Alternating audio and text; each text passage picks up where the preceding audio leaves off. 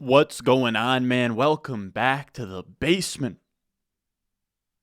I'm Ron, doing a little bit of an adjustment there, but today we have what is my favorite video to make week in and week out. It is truly a delight. Every single week I bring to you guys on Monday my top 10 lessons learned, observations, takeaways from the games over the weekend.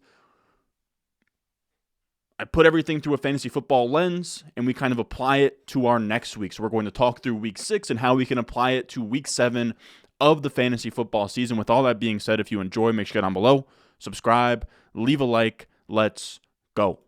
Like this froze, ice cold, ice around my body like I'm frozen. Now, first up, we have the Atlanta Falcons. We always talk about the Atlanta Falcons. They are always a hot topic in the fantasy football space. And our first takeaway is Kyle Pitts and Drake London both score points, make a wish. Because this doesn't happen often. It's like an 11-11 on the clock. And it was glorious. We had Drake London and Kyle Pitts both turn in top 5 finishes here. Despite losing this game, the Falcons didn't have the best game of all time, but the fantasy environment was perfect. Like in terms of what we're looking for and what we talked about in the offseason of, yes, this was a run-heavy team, but they were historically run-heavy. I compared this morning the Falcons' 2023 numbers to their 2022 numbers, and they're still run-heavy right now, but they just aren't historically low. Like if we look at that pass attempts per game number, 24.4 in 2022 for the Falcons, that was like bottom 10 in this century. Like that was a historically low. Them and the Bears last year, and even just being league average this year in pass attempts with 34 pass attempts per game is huge. That's 10 extra targets I can go to Kyle Pitts or Drake London or Bijan Robinson. Neutral pass rate, yes. Is it towards league bottom right now at 2023? Yes, but 47.3% is a big jump up from 40.8%. Then you go down the pass rate over expectation, minus 8.2%, still bottom in the NFL, but it's 5% better than it was last year when they were minus 13.2%. Pass attempts per game is up by 10. Seconds per snap, this is the big one as well. They're running up tempo, they're running plays, they're, allowing them to actually get into rhythm here, and they have the tied for 13th fastest offense right now. Last year they were 31st in the NFL in pace. Plays per game, they're tied for the 8th most right now at 66.8.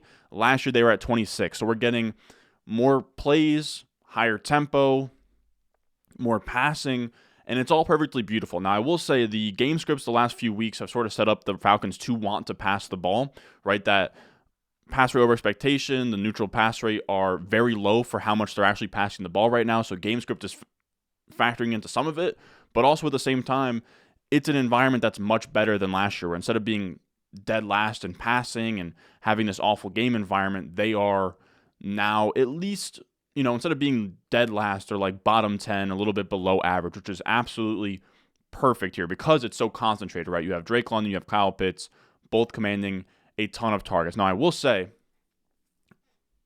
we do have Bijan Robinson having a bad game, but it's tough to advocate for more carries when he had 13 carries for 2.8 yards per carry. Now, we've seen him absolutely ball out. I don't really think that there's anything to be mad at when it comes to Bijan Robinson, right? Again, he just wasn't playing well, so to expect them to give him more carries than Tyler Algier, despite Tyler Algier running better, regardless, this is a really good Washington front seven with all the Alabama guys and Chase Young that they have up front.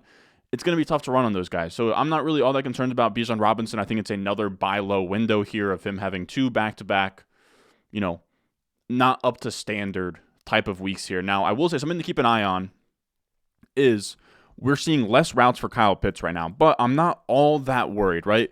He was at 65% of the routes this week, 64% last week, which is really low compared to where he was at the rest of the season. He was at 80% plus the rest of the season. But what I will say is I think a lot of people would see Kyle Pitts' routes diminishing. By the way, this is the utilization report in Fantasy Life. It's Dwayne McFarland's tool or brainchild. It's a really, really cool thing over there. Now, you can see it's not even really because of Jonnu Smith. That's why I wanted to double check. I wanted to be like, man, is Jonnu Smith really eating into the routes here? But he's not. Like, Jonnu Smith's highest route percentage game was week 2 with 71%, and that was also Kyle Pitts' highest route percentage game at 92%. So Jonnu Smith isn't really the one squeezing him out. My guess And we talked about it with Tom Christ over the weekend. We always have on Tom Christ. He's a doctor of physical therapy. We talk through a bunch of injuries around the NFL.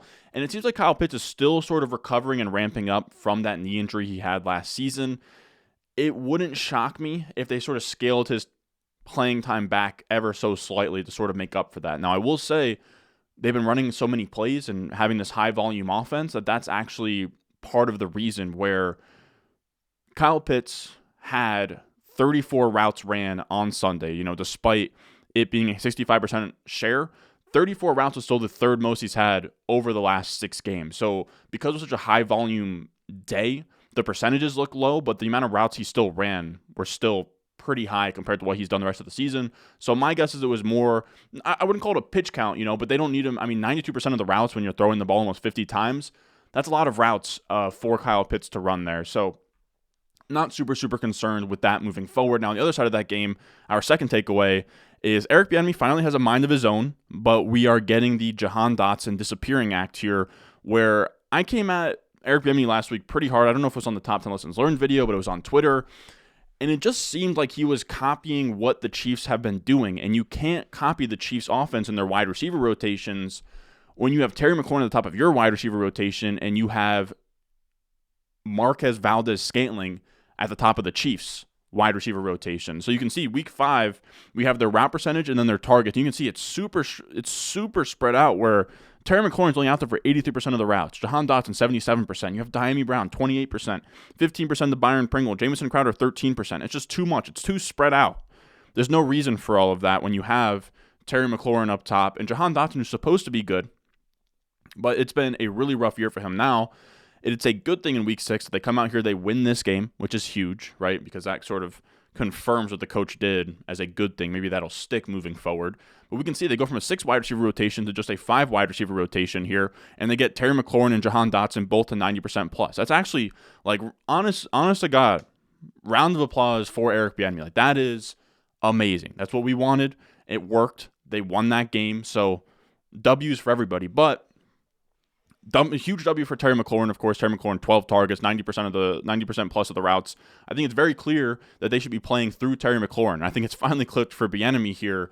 But my goodness, Jahan Dotson, it's really scary, y'all. It is 100% time to panic. He was somebody that I was drafting. We all had high hopes for a year or two breakout. The preseason target shares were insane. And now we're 6 weeks in, and we have just one top 24 finish to show for it.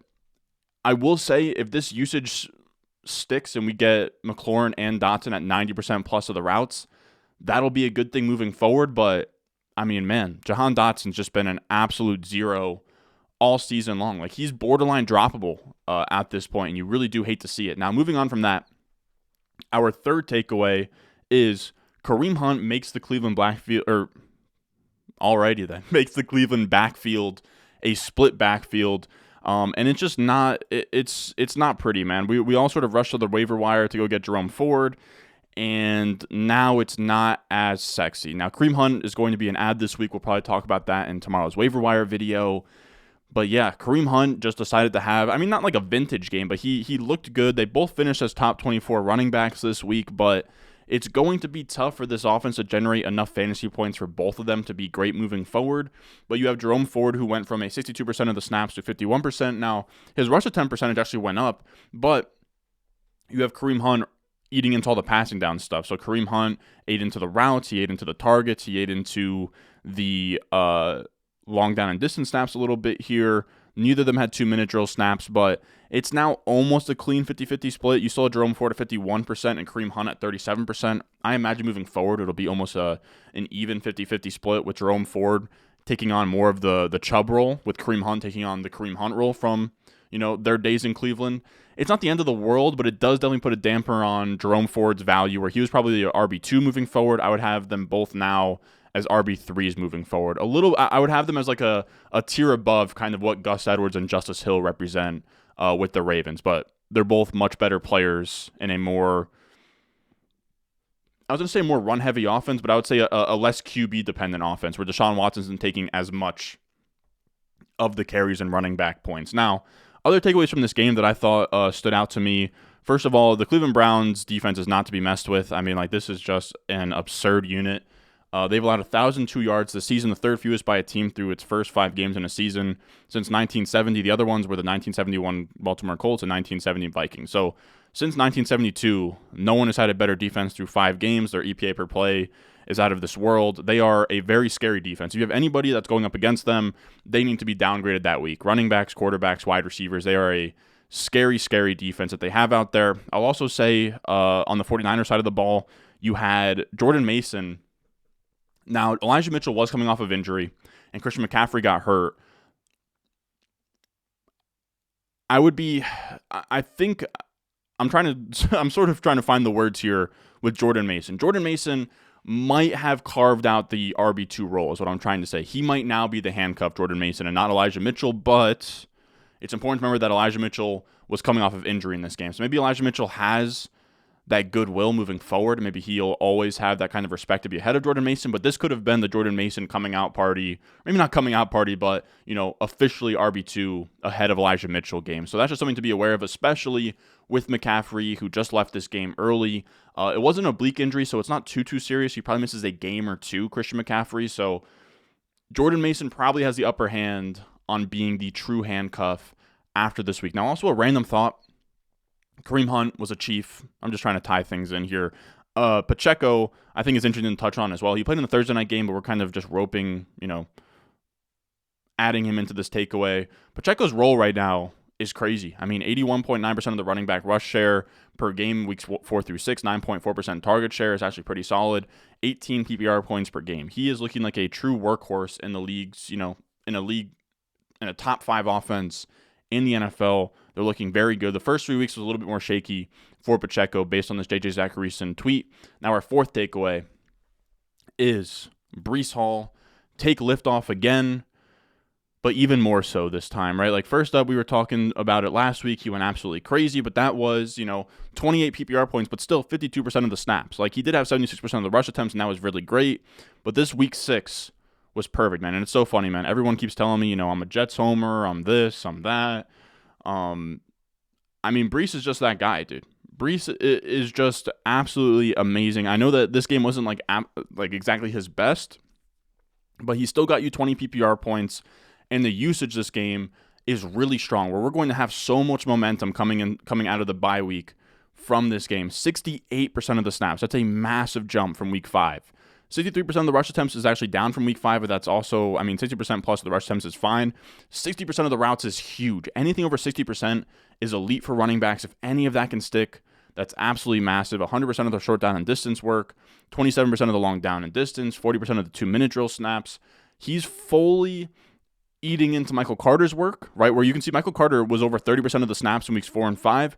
Week 6, that went down to under 20%. So now Breece Hall is not only taking from Dalvin Cook, right? Dalvin Cook now under 20% of the snaps. He's now taking from Michael Carter as well, which to me signals a complete takeover of this backfield, and that's when we should be excited. Now, this is someone coming off of back-to-back top 5 finishes. He set season highs in snap percentage, route percentage, target share, short yardage share, long down and distance snaps, 2-minute drill snaps. Now, again, not a great rushing day, but it was against an Eagles defense that has Jordan Davis, and that's just an absolutely – I'm trying to get my face back in here. That's just an absolutely brutal day to have, right?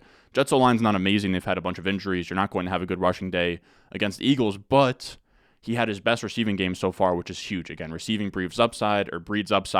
5 targets, 5 catches, 54 receiving yards. That is absolutely massive. That gave him 10.4 points, plus the touchdown. You're at 16.4 points without even factoring in rushing yards at that point. So that's absolutely massive. On top of that, the reason to be optimistic moving forward is that this Jets offense is actually looking like an NFL offense a little bit here, where weeks 1 through 3, they were really trying to hide Zach Wilson, right? 32nd in neutral pass rate, minus 5% pass rate over expectation, 32nd in plays per game, weeks 4 through 6. So since the Kansas City Chiefs game, something has just sort of changed with this offense. 14th in neutral pass rate here, and 24th in plays per game. Now, of course, I'm not saying that this is a high-flying, amazing offense, but they are at least, another thing like the Falcons, they go from stone worst to, bottom 15, which is like all you can really ask for from this offense, for them to actually play with tempo and pace, to actually trust Zach Wilson to pass the ball, because not only does passing the ball help Garrett Wilson, but it frees up the boxes. They're sort of mixing in play action, and they're actually letting Zach Wilson run an offense. And that is very, very good for Garrett Wilson and for Breece Hall. Garrett Wilson also had a great day himself. I want to say he had 7 for 90, but something among those lines. The trust is there. Everything's looking good. Everything's trending up. And on top of that, the cherry on top is the Jets are seeing the other side of what was a gauntlet first 6 weeks, right? They go against the Cowboys, the Bills. Can't really say the Patriots, but Cowboys, Bills, Chiefs, Eagles. That's an absolute gauntlet of NFL teams right there. Like, those 4 teams could make it to the... Yeah, those 4 teams could make it to the NFC and AFC championships. No one would bat an eye, right? Chiefs versus Bills, Eagles versus Cowboys. Now, of course, you have other teams in the mix, but I was just sort of proving a point there. But according to Sumer Sports, which they have like ELO ratings for each team, and they have their own way of sort of calculating things, Jets had the toughest schedule through the first 6 weeks. They now have the 19th toughest schedule moving forward, which is nice. It's not, the easiest schedule of all time, but it's not going to be as difficult as it was before, which means we should get a little bit more positive game scripts, right? These games where the Jets won versus the Eagles, but they didn't have a lead at any point until the last 4 or 5 minutes.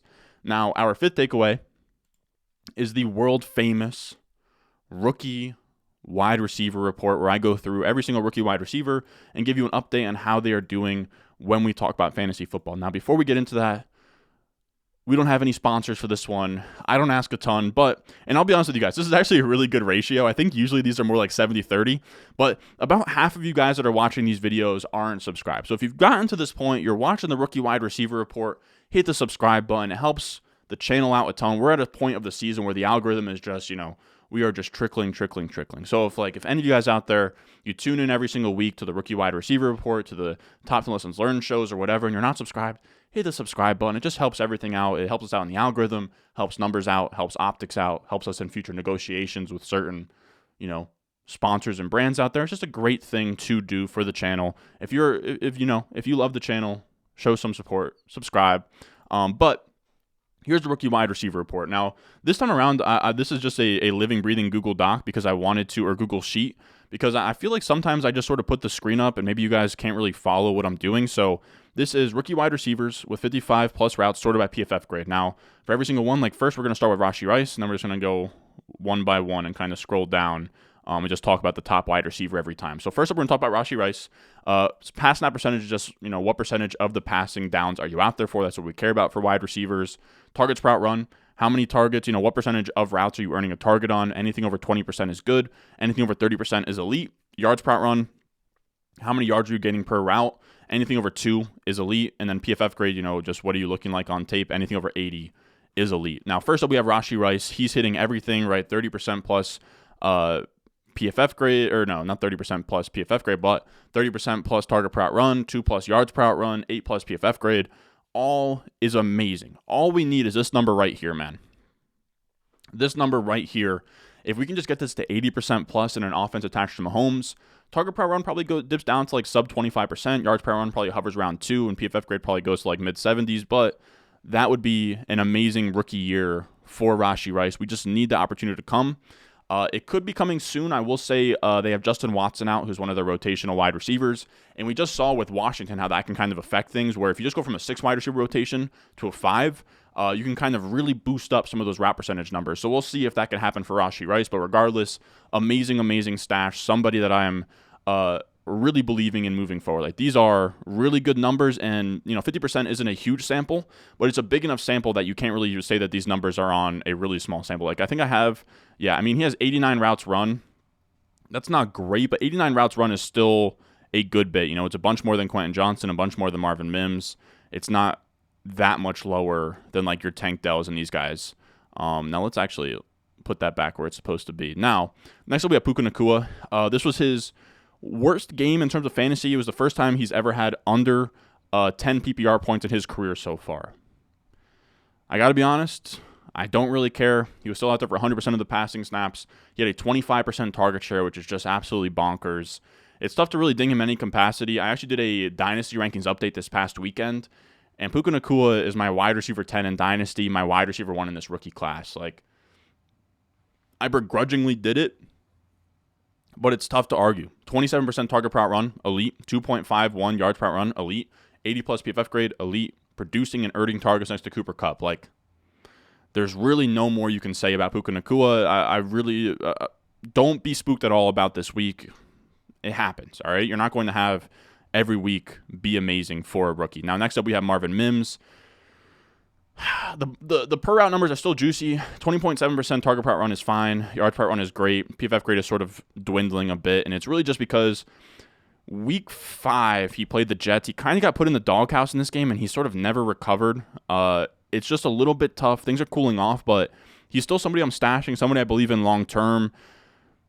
The only sort of like bright side I can give you guys, because it sucks, like he had his highest usage here. Doghouse hasn't recovered.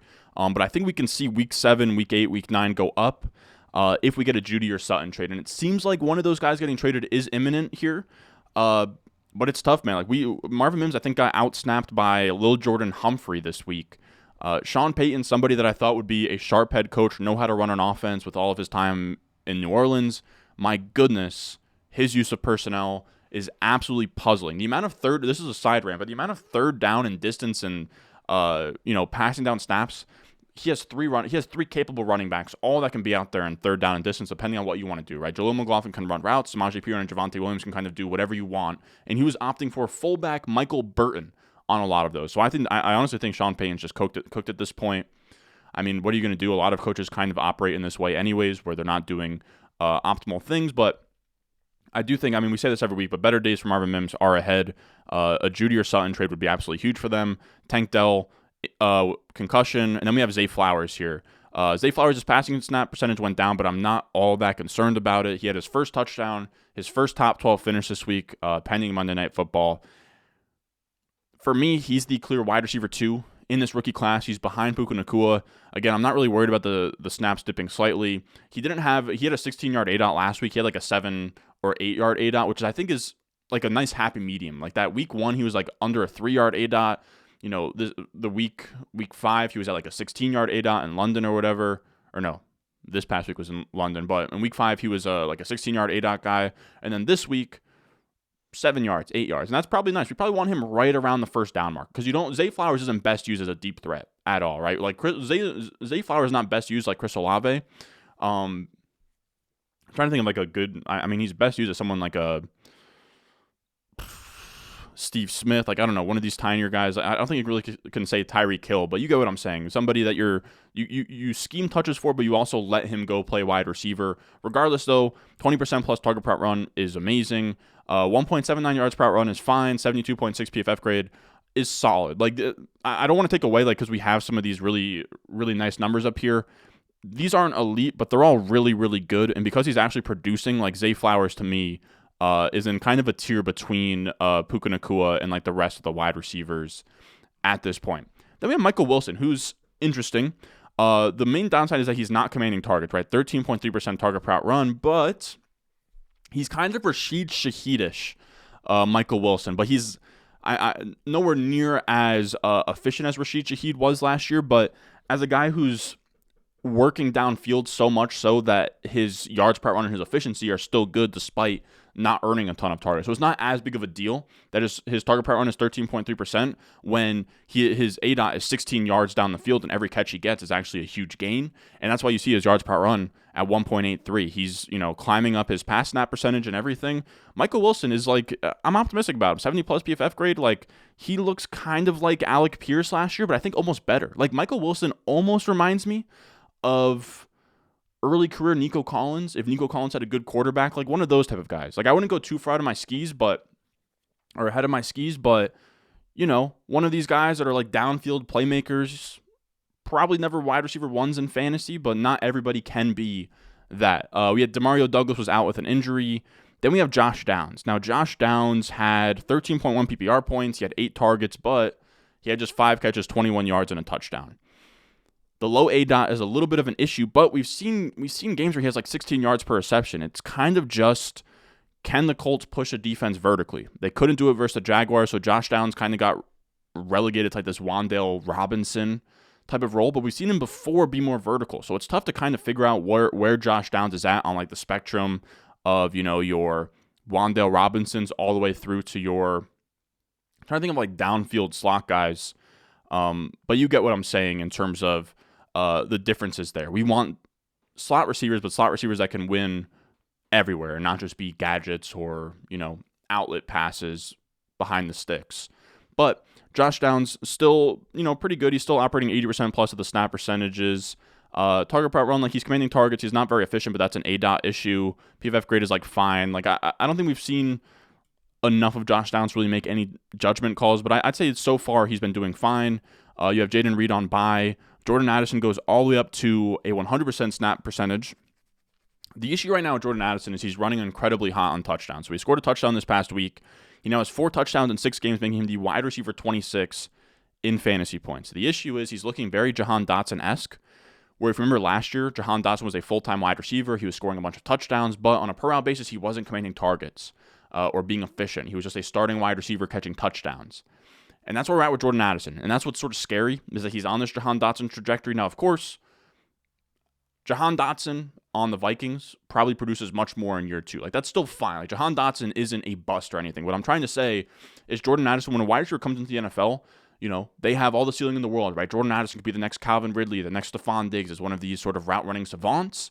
But right now he's more on his Jahan Dotson, Jerry Jeudy type of trajectory right now of just like these decent route runners without ever like a true wide receiver 1 type of ceiling. That's where he's looking right now. I'm not saying that that's the fate he's doomed to through 6 weeks, but I'm just saying that's where he's trending. So we're going to need to see something pick up here. The PFF grade isn't great. Yards per run isn't great. Target per run isn't great.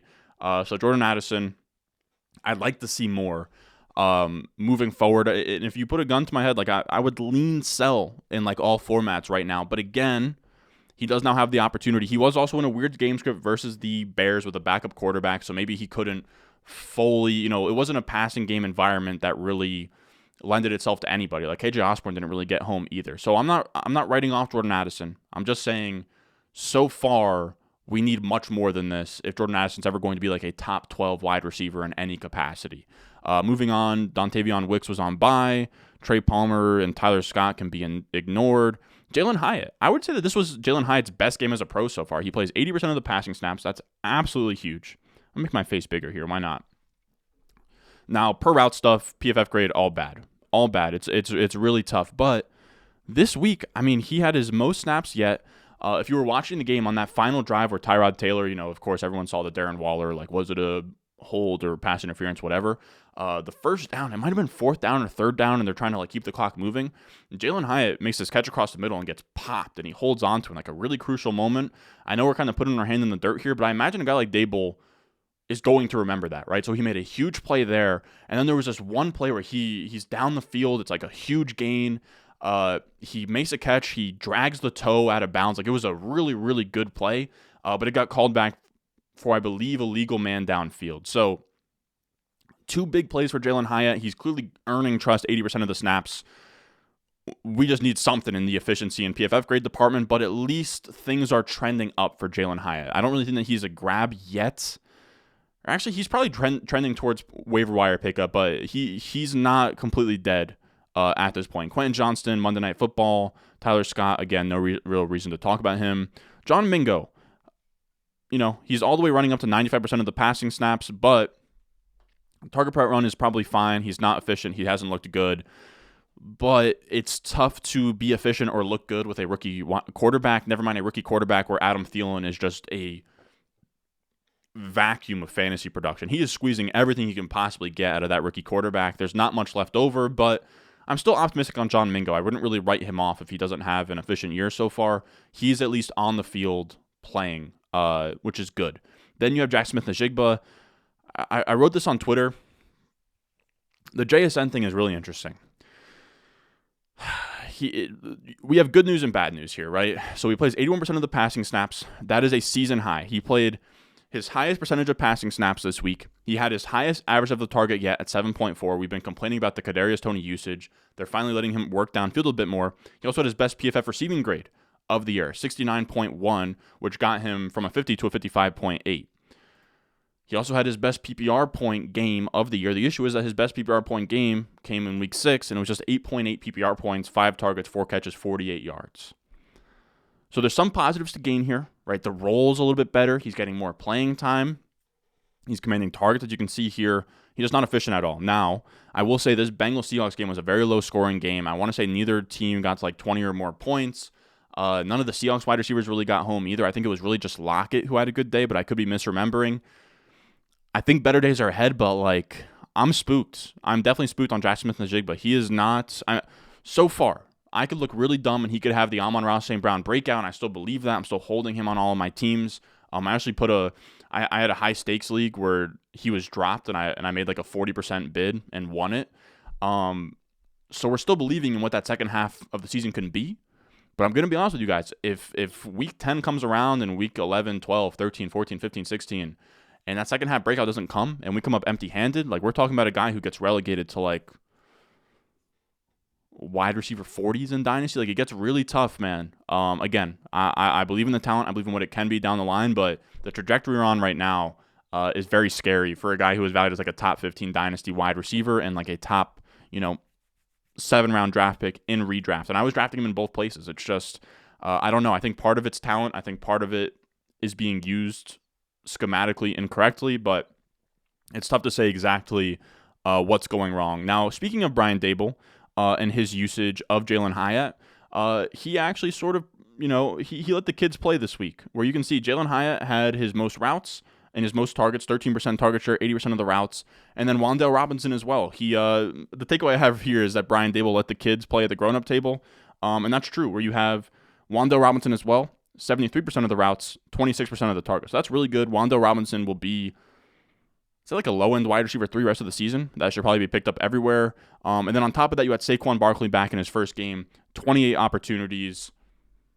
He's good to go. Tough defense against Buffalo, but I think better days will be ahead for him. The volume there was very telling that he's pretty much 100% at this point. And then we also have in that game on the other side of it, the Bills side, Damien Harris goes down. Brutal looking injury. They bring out like I think DeMar Hamlin was on the back of the ambulance cars, whatever. But instead of James Cook kind of absorbing the Damien Harris role, we had Latavius Murray absorb it, which is really tough. That's really tough for the James Cook believers, where nothing really flinched, right? 52% of the rush attempts are about what he's had recently. His routes actually went down from week 5 to 47%. He had not a single target in this game. Short down and distance snaps, 40% went to Latavius Murray. Inside the 5, Latavius Murray took that one. Long down and distance, Latavius Murray is that guy, which is really concerning, where James Cook is supposed to be this third down back, receiving back, and Latavius Murray is favored in those spots. 2-minute drill, James Cook had 0%, but so did Latavius Murray. There was no 2-minute drill in this game. So it's just tough, man. I mean, in a game where Damien Harris goes out and you think, okay, it's wheels up for James Cook, it's just a clean 50-50 split. So moving forward, it's tough to trust James Cook. This is supposed to be a smash spot where everyone had him as like a top 15 play this week, and he gives you 7 PPR points. So it's tough, man. It's tough. We're talking, back-end fringy RB2 moving forward, that it's kind of tough to trust at this point. Now, our 7th takeaway here is the Dameon Pierce bell cow dream has never been more over. Like, it is just, my goodness. My goodness. 59% of the snaps, he had a season-high 87% of the rush attempts last week in week 5, and then it all comes crashing down. 35% of the snaps, 43% of the rush attempts. Just not good. 0% of the targets. It's all bad. It's all bad. And I think some of it was that he was just really ineffective in this game. But we were thinking maybe at some point this could be a takeover. Dameon Pierce could just take over the entire thing. That's all gone. That's all gone. I do think moving forward, I of course don't think that Devin Singletary is going to be the leading rusher in this backfield. But Dameon Pierce is just going to be the between the tackles grinder on an offense that is good but not great. So it's just tough. He's kind of like, Dameon Pierce is just kind of like Brian Robinson Jr., which I think is fine. But, just back-end RB2 without like, that top 5, top 12 league, league winning, league domination type of upside. Now, this is an exciting one as well. I was a big fan of Michael Mayer in redraft this year. And I had some teams with some buddies where, me and Jacob Sanderson have a ton of teams. And I think we might have dropped Michael Mayer in our tight end premium league because through 4 weeks, they just weren't using him, right? You can see 30% of the routes. For a tight end, you want like 70% plus. That's where you get into like juicy territory. And Michael Mayer, these last 3 weeks, you can see it's kind of been a passing by of 2 ships here. As Michael Mayer sort of goes up in snaps, you have Austin Hooper sort of coming down in snaps here. That led to a week 6 takeover of 67% of the routes, 27% target per route run is amazing. And his ADOT's a lot juicier than Austin Hooper's, which I thought was very interesting. Where Hooper, 4-yard ADOT, 1.5, 2.5. We have Mayer working downfield with an 8.33 ADOT, with an 8.5 ADOT. And that's really fun. Now, did I write anything down? No, I didn't. But Michael Mayer, I think that he caught a good chunk of passes here as well. I think he might have had a usable week. Yeah, 12.5 PPR points here, 6 targets, 5 catches, 75 yards. He's not going to be Sam Laporta. And you're definitely going to have to watch for, of course, Jimmy Garoppolo and his injury. But it seems like Jimmy Garoppolo's injury wasn't all that terrible. He gets the Bears next week, which is a really soft matchup. So Michael Mayer is a priority ad on waivers with the upside to be, Sam Laporta light. So look out for that. Jimmy G to Michael Mayer. Okay, it can kind of be like a dollar store version of Jared Goff to Sam Laporta. So if Jimmy Garoppolo is good to go, then this will be interesting. I know that there's a lot of targets to go around with Jacoby Myers and Devontae Adams, but McDaniels has shown that he's very good at kind of condensing these things to just the players that actually matter. So I think that he can kind of get Mayer in that mix. Now, our 9th takeaway here. Yeah, Michael Mayer breakout season was our 8th takeaway. Our 9th takeaway is the Jameson Williams progress report. Now, I don't know that we'll do this every single week, but he's definitely a hot topic, somebody that I drafted a ton of, and he had a huge bomb against the Bucs. Goff airs it out. Jameson Williams is like this 360 tracking the ball. You film experts can kind of let me know if I imagine he kind of screwed that up, right? I don't know that there's ever a time where you should be doing a 360, but he catches the ball. It's a huge touchdown. It's a big play. And then I checked his utilization, and God damn it, man. Top 24 finish, which is great, but he goes from a 50% route participation to a 19%. So we're trending down. Now, I think that can come up, right? I imagine he sort of has now played himself more routes and everything like that, but you can't start him if he's not at 70% plus of the routes, 80% plus. If he can get to 80% plus, I truly, in my heart of hearts, think that he can have, I think that he can be a poor man's Will Fuller, which is really exciting for fantasy football. But man, I don't know that he ever even clears 50%. They're so conservative with him. They like him in just certain situations. I don't know. I wish I had more concrete takes for this, but it's going to be an uphill climb. If he can ever cement himself as a true number 2 wide receiver on this team and get to 65, 75, 80% of the routes, we can see these start to climb. And I think they will. Maybe they get a bye week and they come out of the bye week. But Jameson Williams is kind of like a rookie right now. I would treat Jameson Williams very similar to your Rashee Rices and your Marvin Mims and these rookie wide receivers you're stashing for now. Jameson Williams is a stash. You can't put him in your lineup, but we're just going to keep tabs on these routes every week. And if they can kind of climb here, then it's time to get excited. And then our last takeaway, our 10th takeaway, is backfield updates. This is kind of a boring one, but backfield updates on Indiana, the Indianapolis Colts, and the Arizona Cardinals. First up, we have Indianapolis. Of course, everyone cares about this because of Jonathan Taylor. And Jonathan Taylor goes from, I believe, what was he at? 16% of the snaps last week. He goes up to 43%. So that's great. It's almost a clean 50-50 split. Moss 49%, JT 43%. JT edges him out in rush attempts. Zach Moss ran more routes. They both had above a 10% target share. You can see short yardage situations, they about split. Long down and distance, they about split. 2-minute drill stuff seemed like it was 100% to JT in week 5, 38% to JT in week 6. So it's really a very even split here. I didn't catch much of the Colts game because they were just getting killed by the Jaguars, but I think it almost seems to me like maybe they were switching drives or, it didn't seem like a situational usage is what I'm trying to say. But regardless, they both finished top 24 in fantasy this week. Moss got a touchdown. Jonathan Taylor did his thing. It was a tough defense in the Jaguars, but I will say they get Cleveland next week, who we just talked about. That's a tough matchup. The Saints defense is a tough matchup, but then it becomes much, much easier where they're playing against Carolina. So I think the next 2 weeks are going to be a little bit rough. You're going to still have Zach Moss and JT as these borderline RB2 types. Jonathan Taylor's probably going to continue draining touches from Zach Moss. And then once you get to Carolina, and I believe that's going to be week 9, then it's going to be wheels all the way up for Jonathan Taylor. Now, Arizona is much less optimistic here. This is pretty brutal. We got a surprise cameo from Dameon Williams. My goodness, Dameon Williams. He sits out for COVID, never really hear from him again, and then he comes in here, and he gets 9 opportunities in this game. You have 3 opportunities for DeMarcado, 12 opportunities for Keontae Ingram, 9 opportunities for Dameon Williams. It's a 3-headed backfield, and it is ugly, ugly, ugly. We have DeMarcado running the most of the routes. but he's doing long down and distance, 2-minute drill. He's running the most routes, but then he also has a 3% target share. So DeMarcado is not startable. Keontae Ingram would be exciting if Dameon Williams didn't steal 8 carries from him for a 30% rush attempt share.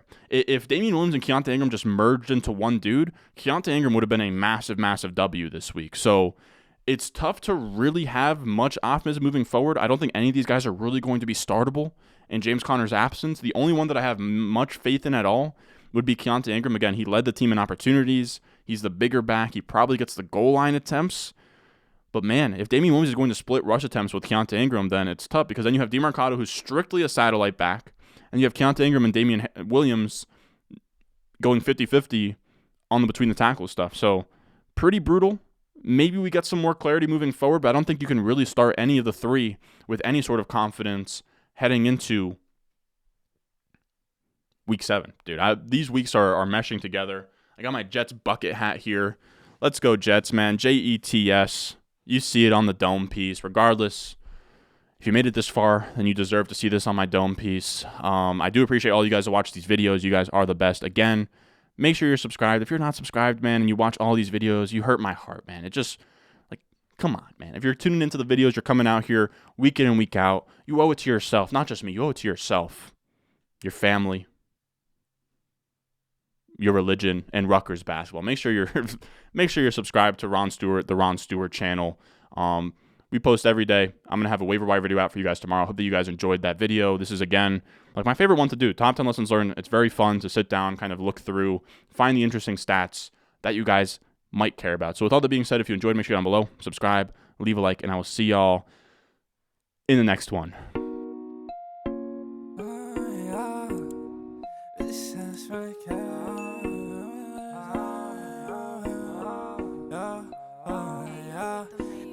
Stones, like this froze, ice cold.